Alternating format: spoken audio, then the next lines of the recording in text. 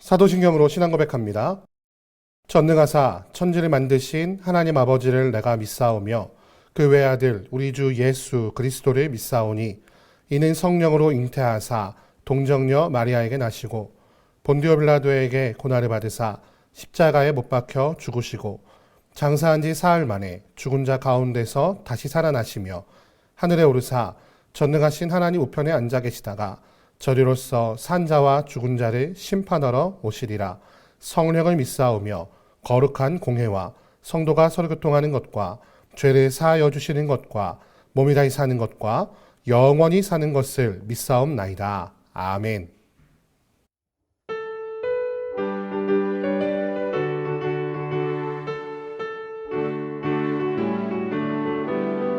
주를 안무하는 자 올라가 올라가 독수리같이 모든 싸움 이기고 근심 걱정 벗은 후 올라가 올라가 독수리같이 주 안무하는 자 주 안무하는 자, 주 안무하는 자, 늘 강건하리라.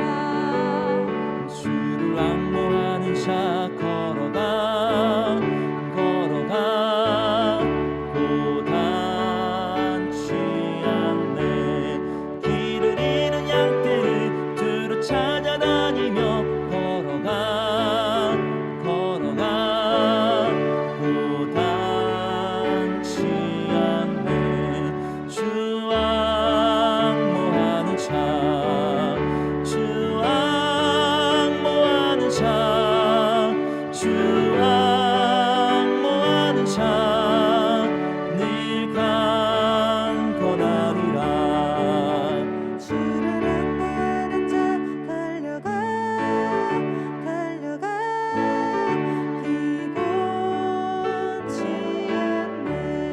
천생만을 향하여 멸류관을 얻도록 달려가 달려가 피곤치 않네. 주 안무하는 자 주 안무하는 자, 주 안무하는 자, 늘 강건하리라. 주를 안무하는 자 올라가 올라가 독수리같이 은혜 안에 뛰놀며 주의 영광 보리라. 올라가 올라가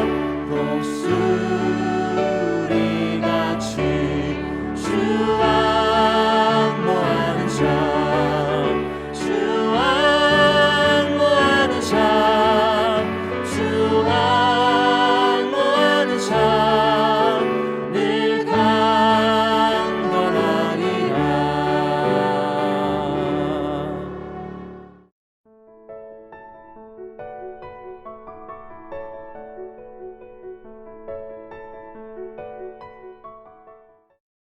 어떤 병자가 있으니 이는 마리아와 그 자매 마르다의 마을 베다니에 사는 나사로라. 이 마리아는 향유를 죽게 붓고 머리털로 주의 발을 닦던 자요. 병든 나사로는 그의 오라버니더라. 이에 그 누이들이 예수께 사람을 보내어 이르되 주여 보시옵소서 사랑하시는 자가 병들었나이다 하니 예수께서 들으시고 이르시되 이 병은 죽을 병이 아니라 하나님의 영광을 위함이요 하나님의 아들이 이로 말미암아 영광을 받게 하려 함이라 하시더라.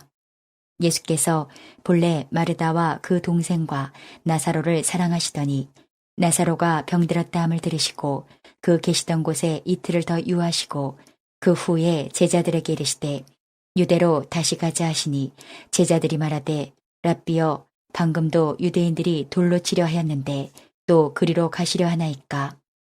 예수께서 대답하시되 낮이 12시간이 아니냐. 사람이 낮에 다니면 이 세상의 빛을 보므로 실족하지 아니하고 밤에 다니면 빛이 그 사람 안에 없는 거로 실족하느니라. 이 말씀을 하신 후에 또 이르시되 우리 친구 나사로가 잠들었도다. 그러나 내가 깨우러 가노라. 제자들이 이르되 주여 잠들었으면 낫겠나이다 하더라. 예수는 그의 죽음을 가리켜 말씀하신 것이나 그들은 잠들어 쉬는 것을 가리켜 말씀하심인 줄 생각하는지라. 이에 예수께서 밝히 이르시되 나사로가 죽었느니라. 내가 거기 있지 아니한 것을 너희를 위하여 기뻐하노니 이는 너희로 믿게 하려 함이라. 그러나 그에게로 가자 하시니 디두모라고도 하는 도마가 다른 제자들에게 말하되 우리도 주와 함께 죽으러 가자 하니라. 오늘 이 아침에 요한복음 11장 1절에서 16절 말씀을 가지고 주와 함께 죽으러 가자라는 제목으로 우리 함께 하나의 말씀 나누도록 하겠습니다. 오늘 본문에는 우리가 잘 알고 있는 마르다와 마리아 그리고 나사로 남매의 이야기가 등장하고 있습니다. 성경에는 예수님께서 마르다와 마리아 그리고 나사로 남매를 사랑하셨다고 기록하고 있습니다. 이는 다른 성경에도 나타나 있지만 그들이 예수님을 구주로 영접하고 계속해서 변함없는 마음으로 예수님을 믿고 따랐기 때문이죠. 어느 날 예수님께서 사랑하시는 자가 병들었다라는 소식을 듣게 됩니다. 이는 마르다와 마리아가 보낸 소식이었어요. 이 소식은 단순히 병들었다는 소식을 전하는 것이 목적이 아니라 예수님 어서 오셔서 고쳐주십시오 라는 요청이었습니다. 이 소식을 전달받으신 예수님은 자신이 사랑하는 나사로의 병이 무엇을 위한 것인가에 대하여 4절과 같이 말씀하고 계신데 우리 함께 읽어보겠습니다. 4절입니다. 이 병은 죽을 병이 아니라 하나님의 영광을 위함이요 하나님의 아들이 이로 말미암아 영광을 받게 하려 함이라. 아멘. 오늘 예수님께서 사랑하시는 나사로가 병에 든 이유는 아주 명확했습니다.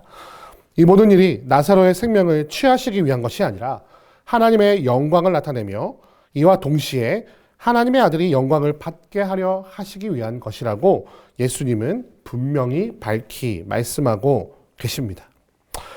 일이 아주 잘 된 것만 같았습니다.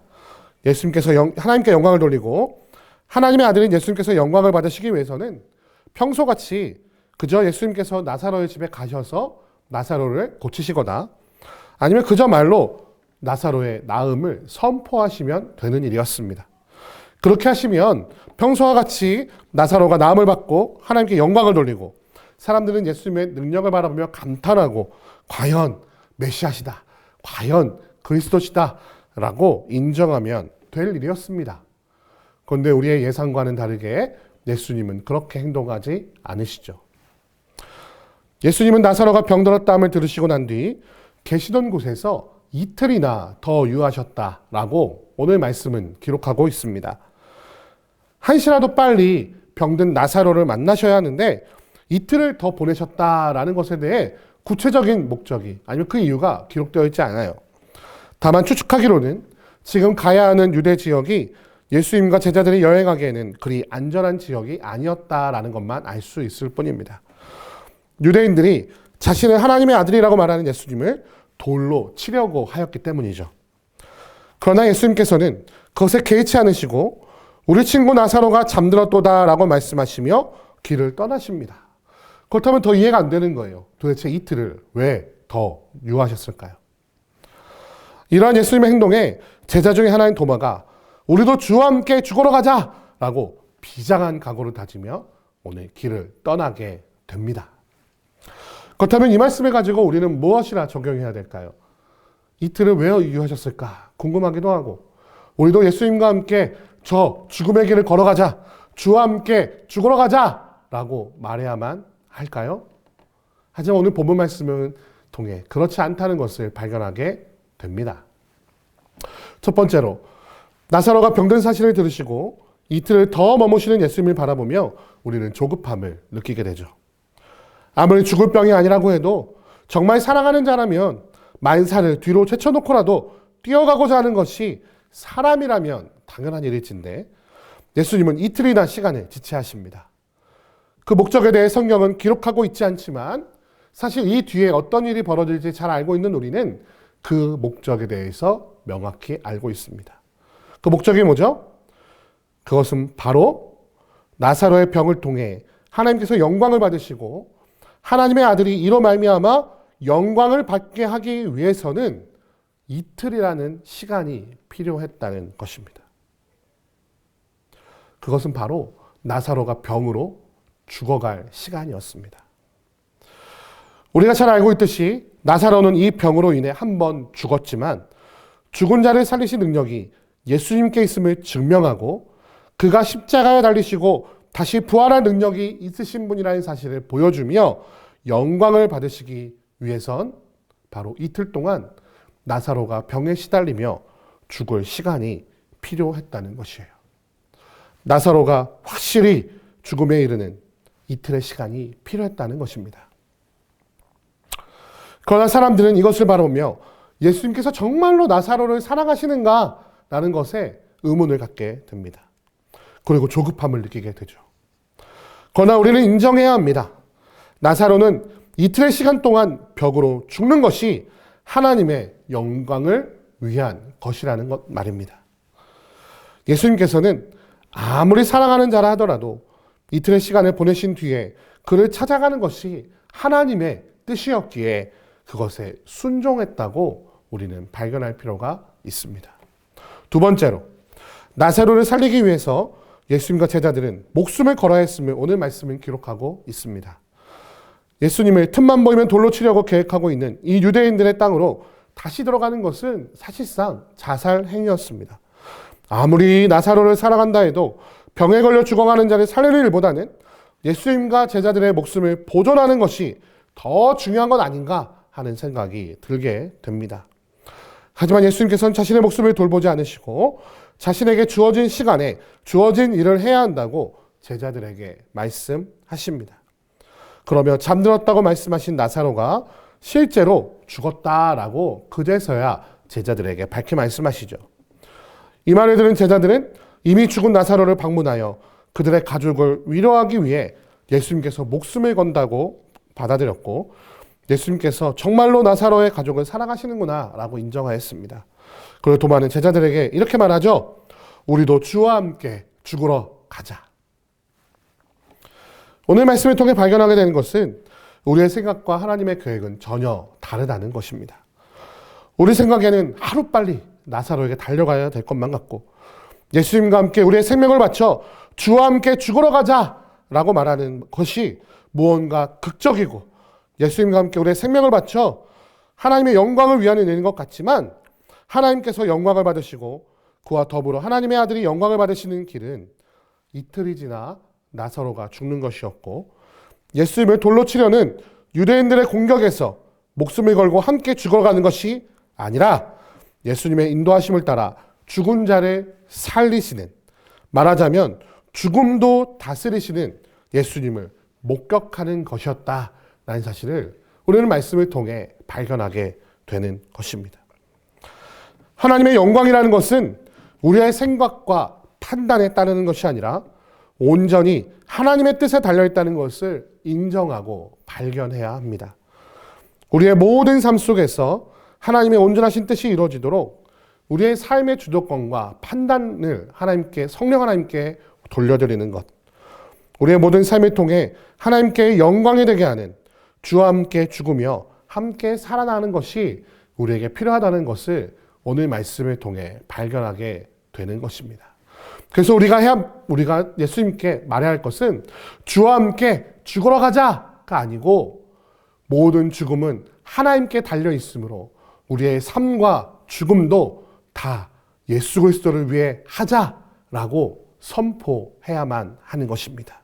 그럴 때에 나사로의 죽음에 의미가 생기고 그리고 유대인들의 그 돌팔매질에 그 생명의 위협을 느끼면서도 주님의 사역에 동참하는 것에 의미가 생기게 됩니다. 살든지 죽든지 다 여호와의 영광을 위하여 한다는 것. 그럴 때 진정한 생명, 부활의 능력을 우리에게 주시는 예수님을 발견하시는 이 아침이 되시기를 주님의 이름으로 축원드립니다. 함께 기도하겠습니다. 사랑하는 은혜가 많으신 아버지 감사합니다. 오늘 나사로의 병든 소식을 들으시고 바로 찾아가지 않으시고 이틀을 유하시는 예수님을 바라보며 의문을 던지게 됩니다. 또한 저 유대인들의 죽음의 위협 앞에서 담담하게 그의 생명을 살리러 가시는 예수님을 바라보며 제자들이 우리가 주와 함께 죽으러 가자라고 말했던 것에 우리의 마음을 빼앗기게 됩니다. 하지만 참으로 예수님께서 원하셨던 것은 나사로가 죽어 다시 살아나는 것, 그리하여 생명의 주관자가 바로 예수 그리스도이심을 나타내는 것이며 그와 함께 죽는 것이 아니라 삶과 죽음이 다 예수 그리스도께 담겨 있음을 목격하고 믿음을 갖는 것이 우리 제자들에게 원하시는 예수님의 뜻이었음을 발견하게 됩니다. 하나님, 오늘 말씀을 통해 하나님의 뜻을 우리가 따라가기 위해서 우리의 판단과 우리의 생각을 내려놓아야 함을 다시 한번 깨닫게 하시고, 또한 삶과 생명의 죽음의 주관자가 바로 예수 그리스도임을 우리가 기억하며 그와 함께 죽으러 가는 것이 아니라 그와 함께 살든지 죽든지 모든 것이 하나님의 영광이 되도록 내 삶의 모든 것을 접해 내어드리는 지혜가 있을 수 있도록 이 아침에 우리를 붙잡아 주시고 인도하여 주옵소서. 주께서 함께 하실 것을 믿사오며 우리 주 예수 그리스도의 이름으로 기도드립니다. 아멘. 주기도문 하시겠습니다. 하늘에 계신 우리 아버지여, 이름이 거룩히 여김을 받으시오며 나라의 임하옵시며 뜻이 하늘에서 이룬 것 같이 땅에서도 이루어지이다. 오늘날 우리에게 일용할 양식을 주옵시고 우리가 우리에게 죄 지은 자를 사하여 준 것 같이 우리 죄를 사하여 주옵시고 우리를 시험에 들게 하지 마옵시고 다만 악에서 구하옵소서. 대개 나라와 권세와 영광이 아버지께 영원히 있사옵나이다. 아멘.